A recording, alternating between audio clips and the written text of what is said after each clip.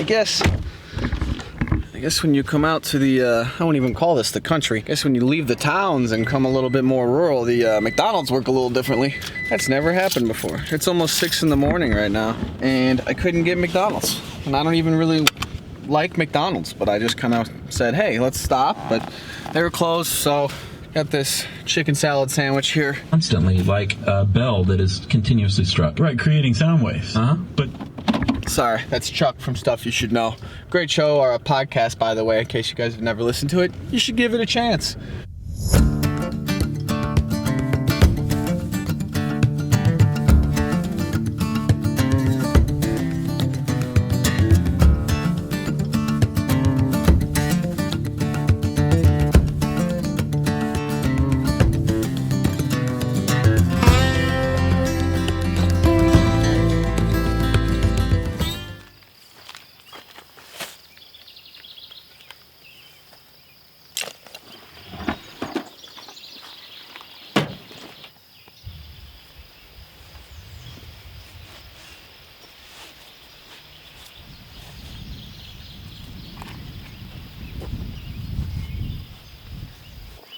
We're out here getting ready to hang some cameras, guys. This is June 26th. I actually still have to open up one of these. This is a gift. 16 megapixel cameras here. These are the Wild Game Innovations. I have 2 of these for my own to hang, 2 of Josh's to hang.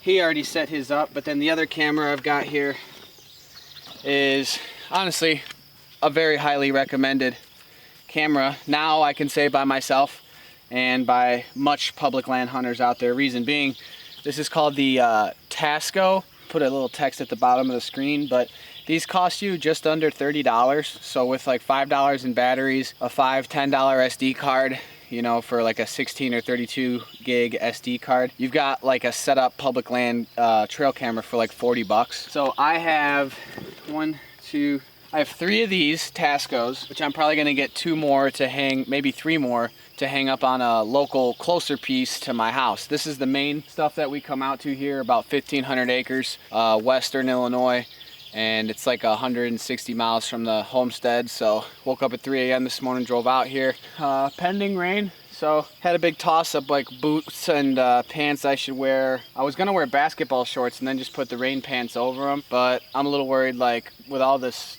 grass and ticks and stuff, that if I just wear basketball shorts and rain pants, I'm gonna have ticks like coming up into the loose pants. So I'm gonna wear actual pants. I'm gonna bring the rain gear. So we're gonna head back into this first plateau here and try and find a good tree that's overlooking one of these ravines I know are back there. See if we can find a nice hot game trail.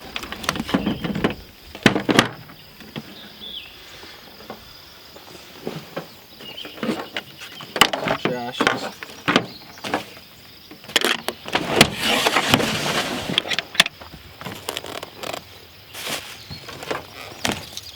We got some cameras to hang, so we're gonna bust our way up in here and find an opening, hopefully on a trail, and put our first camera down. It all looks so different. Look at that. Fresh poop right there. See, that's kind of gamey. Gotta find something a little open on a trail. Yeah. Somewhere in here is probably the first camera. Right before this ravine. There's a deer right there. Just scared the doe out of here. You know, something else you want to do. So I just came into this clearing. I remember this clearing from the fall. I've only been in here like one time. We just bumped a doe out right over here ahead of us. I'm looking for a couple things. We're looking for active trails. We're looking for nice openings. And you have to try and think about it, how it's going to look when you're going to be here in 3-4 months for hunting. You know, right now it's June 26th. Obviously, this is night and day different than what you can expect to see in the fall. Everything's going to be a lot more open. Everything's going to be empty, obviously, brown instead of green. So you just kind of have to look at it overall and try and fast forward a few months. There's another trail cutting straight through. We're about 20 yards in from the beginning of this cut, and a pretty common thing is to see trails paralleling the edge of a wood line. Trails will parallel the edge pretty often, and they'll be like 3/4 of the way up the hill. It's a pretty common theme you'll see. So this trail is following suit to that, running straight, just like that. So the idea would be you'd want to put your camera anywhere really, because you just want to get pictures, but you're trying to get the pictures so that you can kind of figure out what deer are in the area, so that when you come back in the fall, not only do you have an idea of maybe a couple potential bucks that you could see, but you also have an idea of how these deer are operating in the area. It's probably gonna get it. Okay, spot number 2. And it's raining. Matter of time.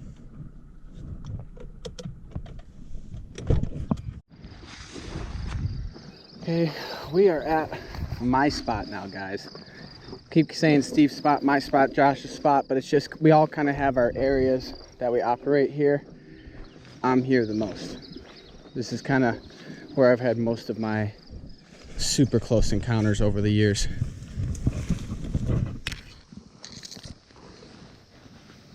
Down in here, I like it down in here because it's so hard to explain right now, guys, but what we have here is a ravine coming this way, a draw coming this way, and then another draw coming this way. They all kind of combine and go up this slope here to a table up there. I've almost shot a buck up there, almost shot a doe and a buck here, almost shot a buck up there. So last year I hung my trail camera right down in there.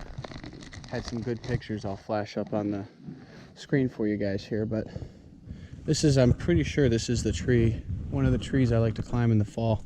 I like it because it puts me like 20 yards off of basically this whole platform here, and it's nice because you've got this back cover all around you. There's a lot of trees in the area, and you can see the deer coming from all the way down that ridge, all the way over there, all the way from the very top where we walked in. You can see all the way up there when you're about 20 feet up, and you can see, you know, 200-300 yards this way. So you've got a good vantage point when you're set up over here. This tree.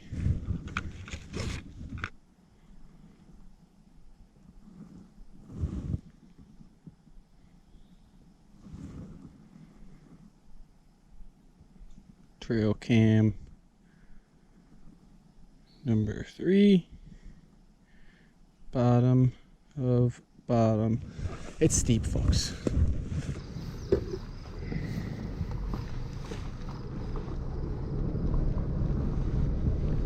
Minimum of 1 to 2 cameras will come in here. Maximum 3. So far I've walked only about just under 4 miles. So actually not as much walking as I thought. This one will be about another 2 miles total. So we'll be at just over like 6.3 miles.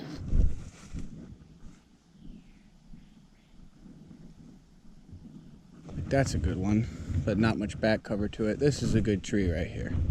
I would totally climb this tree. Nice and straight, good width, good vertical cover behind it. This is a good tree, and then you got this nice flat area pretty much to work with in front of you. Nice open shooting lanes, hot trail.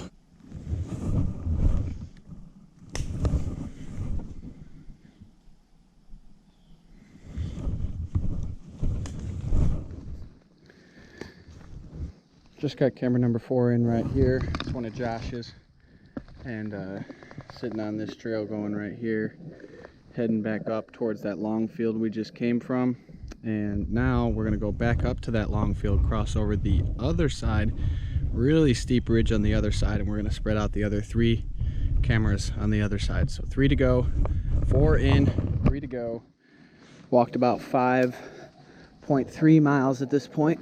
About to walk another 2 in the other way, and then after we've covered these 2, it's about a mile walk out and we're done.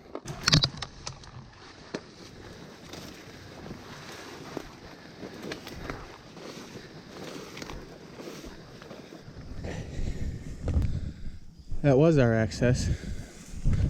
before. Still a trail here.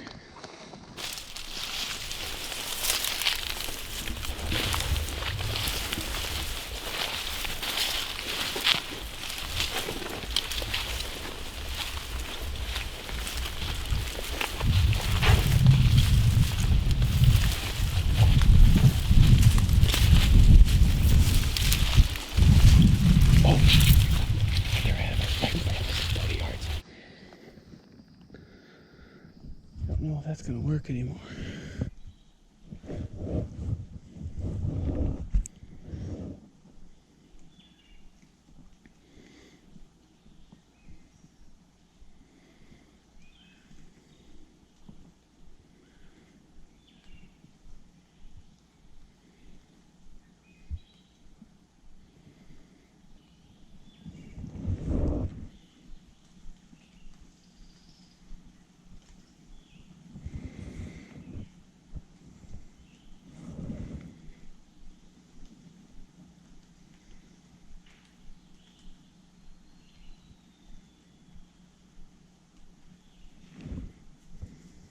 Okay, last camera is hung right there, just by this creek here.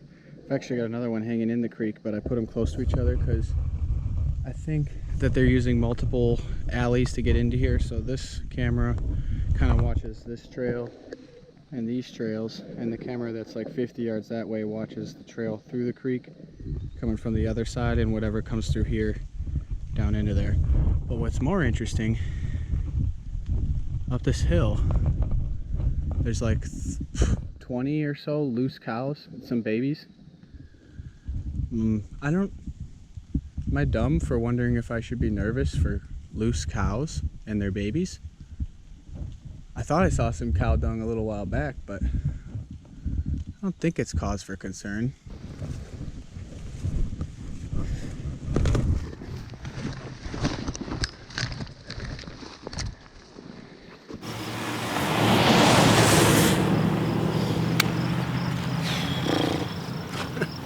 Guys, that is not rain. So glad I wore the rain jacket. Well, with that being said, guys, we just got all 7 cameras in, walked a total of, I think it's 8.1 miles today. That last section in here ended up being a little bit longer than I thought. Took a detour on the way back, or not a detour, a longer route on the way back, because the route that I was taking was full of loose cows. So rather than to disturb those old heifers over there that I can still see in the back of this field now, just decided to take a different route out. But with that being said, guys, we got 7 cameras in. Tried to set up the cameras on pinch points or intersecting trails just off of them. Always trying to keep in mind, you know, tree stand locations, ground setups. Are they even going to be in these areas in the fall? You know, checking if you're under oak trees or walnut trees, or just the ground foliage in general. Basically, those were the keys that I was focusing on today. Hope you guys enjoyed that video. Hit that like button for me. I'm going to head on home. It's 150 mile back home now.